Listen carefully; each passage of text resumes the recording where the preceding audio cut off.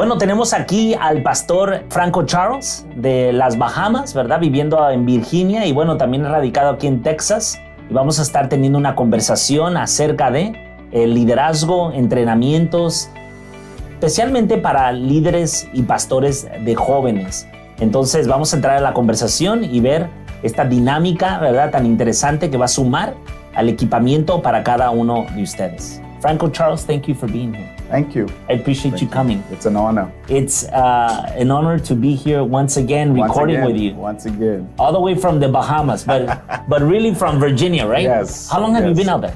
I've been there now, going on 2.5 years now. How do you like it? I love it, but I love Texas more. Well, they say not only don't mess with Texas, but you'll miss Texas if you leave Texas. You gotta believe it. Yes, yes.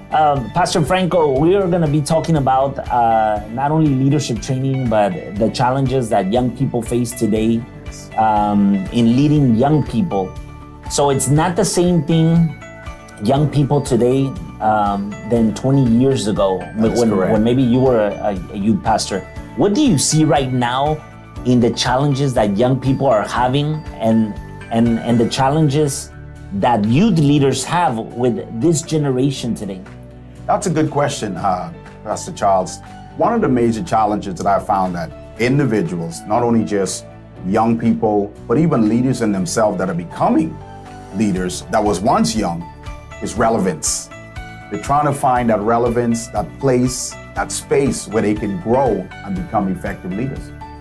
And in that what you're proposing, what is the solution then for the youth leader, knowing that these people are trying to find relevance? What is the solutions? How do you create that environment where young people feel safe?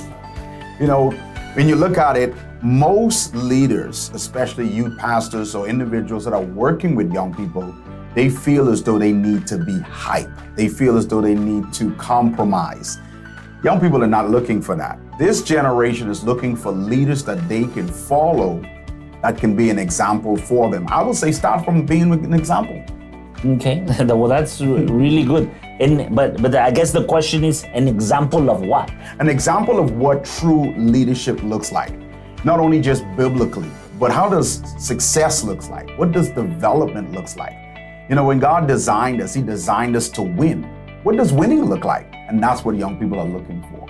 Okay, and tell us a little bit about your experience as a youth pastor, a youth leader, and how important do you think that experience is now for this project that we are working with emerging leaders? You know, this project is really, really important because I can recall, most people are not aware, of course you may not be aware of my life that I had prior to becoming a youth pastor. I was an ex-gang member. And it was in that moment I realized, and that's why I speak from the experience of what is it that I needed? What is it that I was looking for at that time? You know, the church was not that the church was religious, but there are people that were coming and talking to me about Jesus. They were not really the people I wanted to talk to. They were not relating to me. They were not relating. They were not down to earth. So what we're going to be bringing to this program is not only just relevance, but I would bring an experience to help individuals understand that, hey, there is a great need that when a young person or even a young lady or a young man is wanting to come, not only just closer to Christ, but to develop their life, they will look at you. For me, I was able to look at leaders that I wanted to emulate. There's a key factor that young people want to emulate somebody, Jay-Z, Beyonce, Drake, and the list goes on. Why don't we become that example that they can follow? People of honor, respect, integrity, full with the Spirit of God. Not only that, but also having tangible success financially, developing themselves in all aspects. What about becoming an entrepreneur, a business owner? That's what we'll be discussing on this program. Let me ask you something as far as in that line, and when you see young people that are experiencing that need of relevance, how does a youth leader, like if you're talking to just youth leaders right now, how do they respond to this? You know, the way to respond to it is simply this. Young people are speaking and they're speaking out loud. The question is, are we listening? It's not so much what we're going to tell them, but are we listening to what they're telling us? You can see the quietness on their face, they're hidden in the corner, and then you probably will see some that are just fired up. I will tell you pastors and youth leaders to do this. Listen, get close, get engaged. That would be the number one thing I'll tell them to do. 95% of churches that we've surveyed, maybe even closer to 97% of churches that we surveyed are saying that they're having problems with their youth ministries or with their young people, that they go, they don't want to come back. Correct. Why do you think that's happening? And why do you think it's happening in the church? In the church. Where they're supposed to be live, solutions, connection.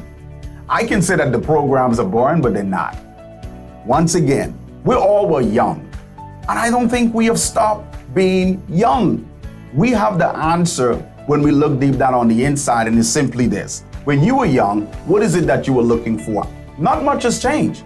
The music may have changed, the dance style may have changed, fashion may have changed, but young people want significance.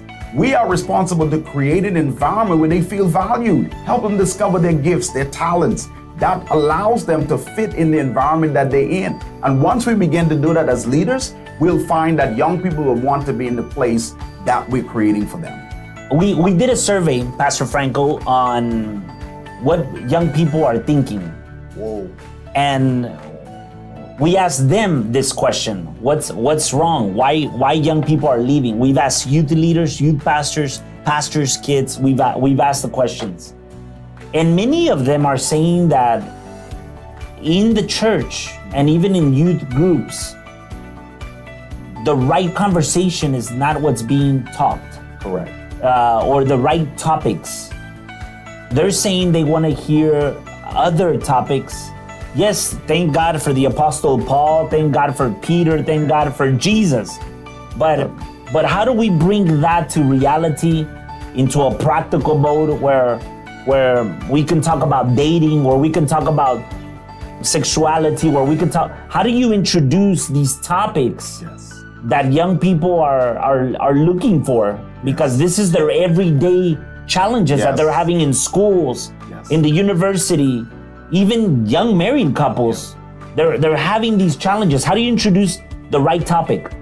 Well, the first thing, we can't be hypocritical. We cannot be fake. Young people know fake. Again, if you listen to a young person, like even when we did the survey, they're speaking to us. They're letting us know what they feel, what's going on in the real world. You got young people that are actually teaching this now generation, which is the older folks, how to even get on Google, how to go on YouTube. That is telling us a lot. Why? Because technology is teaching our generation, this young generation, how to be educated. I would say to youth leaders, where maybe your program or whatever ministry that you're having, you have to stay current with their language. The main thing that I will say that I had to learn, even with working with young people and helping them to navigate and understand their potential, their purpose, I'm constantly in this same mode of demand and challenges. What do I say to this young person? When a parent brings their 16-year-old to me and say, I want you to coach my little Jimmy on personal development, I have to do the research. And the reason why I'm able to connect with little Jimmy or Cindy when they bring their daughter to me, I'm able to listen. I probably spend the majority of the time listening to them, and Cindy's helping me and Jimmy's helping me to know exactly how to relate. I believe our organizations, whether it be our youth group, our meetings, whatever we're having at church, we need to listen to them so that they can help us to be able to hear them loudly. We're talking about the environment. Yes. Okay. How to create an environment where a young person will feel safe in that environment. We talked about leading by example. People want to be relevant. Yes. But talk to us about the importance of an environment when somebody, a young person from high school, maybe doesn't go to church, but they're being introduced to a youth group or a youth ministry. How does that youth leader create that safe environment? You create that safe environment by having a moment of connection. You may say, Franco, connection. What is connection? The other young people there must be friendly. They must be engaging. You cannot have a safe environment or a fun environment if everybody is standoff. Young people know how to connect. And the beautiful thing about that, in my experience in working with young people over the years, is that they just want to belong. We must find out exactly what it is that we need to do to help them to belong. Here's one thing you want to do. Don't just make it fun. Make it purposeful. Give them a reason to want to come back. And here's the main reason why young people want to come back. They want to find meaning. That environment must be filled with meaning, whether it be through the study, whether it be through the teaching, the development, and that's what we're going to create right here with this program. You're going to feel meaning, you're going to find your purpose, you're going to find value, because that's what young people, that's what they're looking for. Now, I can say they want to be rich, that's meaning. They want to be successful, that's meaning. Want to buy a beautiful home, want to get married, that's meaning, and we're responsible to help them navigate to that. How do young people, or more so, how do the youth leaders deal with having to lead a group of young people of just multiple ages? Yeah. How do you lead effectively when you have an audience that is young people? The youth ministries usually starts from 12 years old. Yes. And then they have all the way up to 30 years old. Yes. Some congregations have the younger adults or the younger kids, and then they separate them. But a lot of youth ministries in different churches, it's just everybody put together. How do you lead effectively? Well, that's not being effective at all. It's like you're scrambling eggs right there. My first job, you'll be surprised. This is gonna be funny. I was a children's pastor.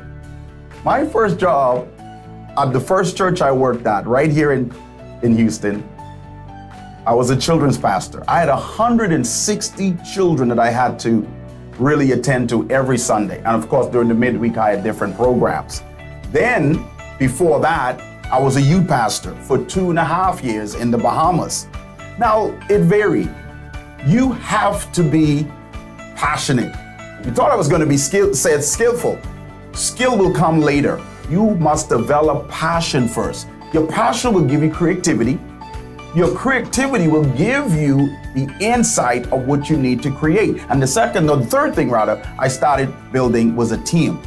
Recruiting skillful, I didn't say passionate, skillful teachers that became passionate, and I'd be able to set them in different rooms with the various ages, and that's how we develop it. So I'll say start for being passionate and build the skill. In that line, what are the segmentations of young people that you think the churches should maybe reset or rethink? Because maybe what you're saying is that it's not effective to try to lead from 12 to 30 years old.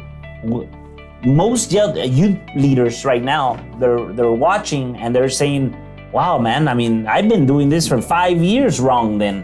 What is the segmentation of age groups? How would you divide age groups? The way I did it, you started with a great age. If you have 12-year-olds, you want to find a skilled and passionate, because that age is going to require a whole lot of attention. I had a young lady named Miss Suzette, and she was responsible for the 12-year-olds. But she went from 12 all the way to 14. And it was amazing. But what she had in her program, she had 6 additional workers or volunteers. Then you go from 15 to 25. Now, if you're 30, you ought to be a volunteer. You could train, you can teach.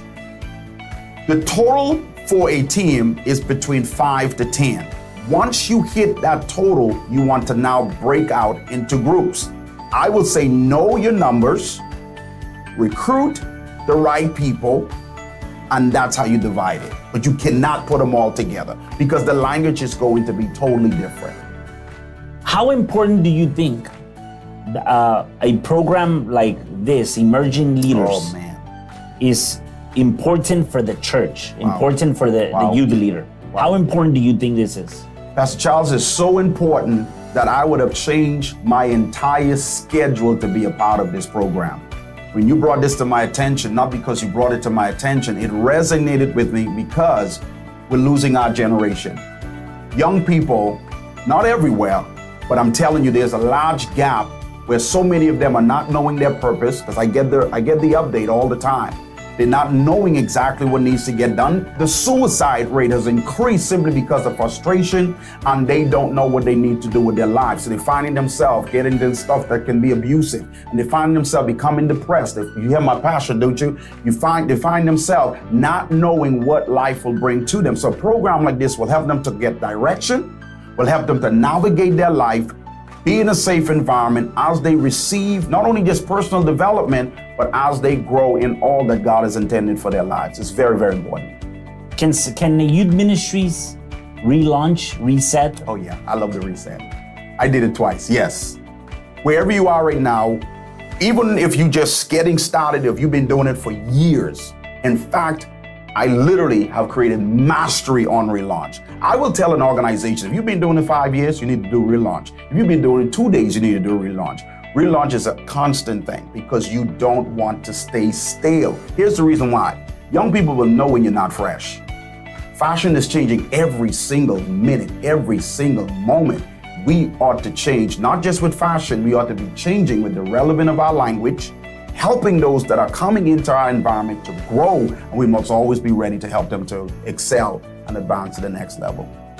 A lot of young people leave churches at the age of 19 to 21. Yes, that is correct. And they don't want to come back. Why do young people don't want to come back? Because they got stale. It doesn't relate no more. And if you find it most of the time, let me say this is a truth. This is not only a true fact, but this is truth.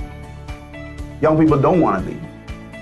It is very difficult for them to leave, but we help them to leave.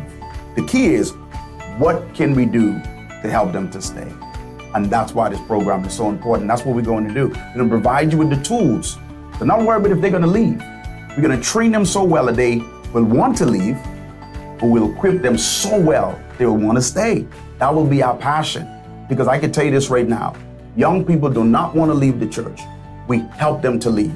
Let's help them to not leave. We are saved in the spirit, but the mind is not saved. That is correct. How does that work? We were talking about this earlier today.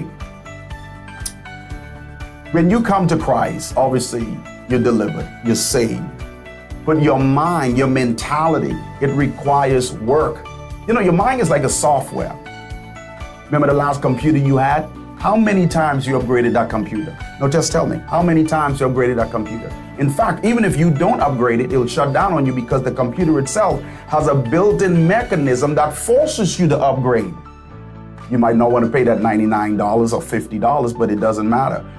If you don't upgrade, you will be left in the 2000 of your computer and not the 2026. They're coming up with a new software. That's the mind. The mind is the greatest software that was ever designed. So you and I are responsible to always be upgrading our minds. That's our responsibility. But your spirit, that's God's responsibility. Reading the word, that's accountability.